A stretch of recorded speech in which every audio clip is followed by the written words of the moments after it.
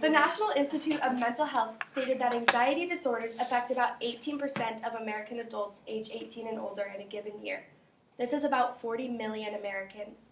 Anxiety can be caused by genetics, financial pressures, school stress, or a chemical imbalance in your brain. And this is what makes it so prevalent to college communities.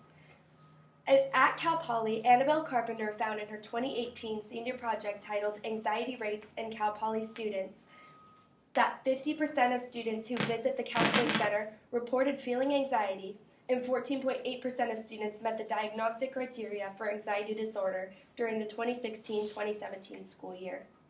I personally have had anxiety my whole life since mine is genetic, but I only started getting treated at the end of 2018 when I was 17 years old. And this is how I realized the importance of treatment and support. Anxiety can come in many forms. In this speech, I will detail the types of anxiety and teach you how to perform some of the most basic coping exercises. Let's talk about what anxiety is. Carpenter explained that the difference between anxiety and anxiety disorder. Anxiety is short-term, and it goes away, usually after the stressor goes away. An anxiety disorder is long-term and can even be caused by an unknown stressor. Most people have experienced at least one type of anxiety, like this. That's feeling when you miss a step on the stairs. That's anxiety. It's your fight or flight response. But when this happens for a long period of time and can even be caused by no stairs at all, that's an anxiety disorder. It can also be caused by butterflies, trouble expressing yourself, blushing, and other nervous behaviors, a lot of which we have mentioned in this class. Anxiety disorders have similar but more extreme symptoms. Symptoms such as a rapid heartbeat, shortness of breath, headache, sweating, nausea, insomnia, and other excessive nervous behaviors that are prolonged. For me, a panic attack feels like I can't breathe, I can't see, everything I'm hearing is muffled. Everything I'm hearing is muffled, the world is spinning, and my brain is saying, make it stop, but my body is working against my brain. Even if I'm thinking logically, my body doesn't listen. Once it's all over, within a minute or two, I'm just exhausted and usually have an upset stomach. The most common type for students in college is social anxiety. In 2008, the review of the 10 best ever anxiety management techniques provided by the Psychiatric Rehabilitation Journal stated that unlike panic disorder, in which individuals typically fear anxiety out of fear of physical harm or loss of mental control, socially anxious individuals fear perceived social consequences of others noticing their anxiety. It has also been found in the article Gender Differences in Depression, Anxiety, and Stress Among College Students, published in 2019 in the Journal of Affective Disorders, that anxiety turned out to be the most prevalent and serious issue for college students, especially for female students. When anxiety begins to take over your life, it's time to take action. There are many different treatments for anxiety, but you have to find the one that works for you. In the Treatment of Anxiety in Older Adults, written by J.L. Weatherall in 1998, she mentions that progressive muscle relaxation was one of the most common treatments for anxiety symptoms. So here are 3 relaxation methods that I like. First is spatial awareness.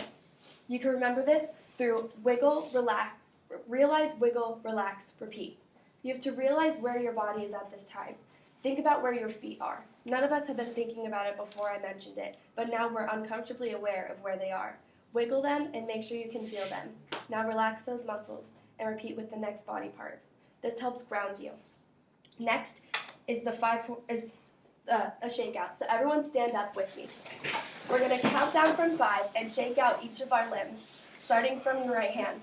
5, 4, 3, 2, 1. Say it with me. 5, 4, 3, 2, 1. Right foot. 5, 4, 3, 2, 1. Left foot. 5, 4, 3, 2, 1. Keep going. 4, 3, 2, 1. 4, 3, 2, 1. 4, 3, 2, 1. 4, 3, 2, 1. 3, 2, 1. 3, 2, 1. 3, 2, 1. 3, 2, 1. 2, 1. 2, 1. 2, 1. 2, 1. 1, 1, 1, 1, and shake it out. This helps get your body moving, your mind off of what's stressing you, and oxygen flowing to yourself. Then you have the 5, 4, 3, 2, 1 method, which is often used for someone who is struggling with a massive panic attack. You can help a friend or family member when they're having this by asking them 5 things you can see, 4 things you can hear, 3 things you can feel, 2 things you can smell, and 1 thing you can taste. By going through this, it helps ground the person and make them feel more connected to reality when the panic attack makes them feel out of control. Then you have your breathing techniques. Box breathing was demonstrated to us by our classmate Ryan in his speech last Thursday. This helps regulate your heartbeat and focus your mind on something. Then you have 5-finger breathing. You hold out your hand and start with your thumb. You inhale until the tip of your thumb, pause, and exhale until your finger. And you continue to do this with each of your fingers until you reach the end.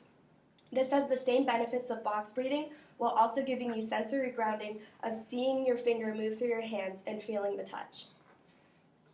In the end, it all comes down to the individual. Some people will never experience intense anxiety while others have to deal with it on the daily. So it is important to know these methods. Even if you don't have anxiety, there's a very good chance that someone close to you does. You can use these techniques to guide them through grounding treatments and breathing treatments.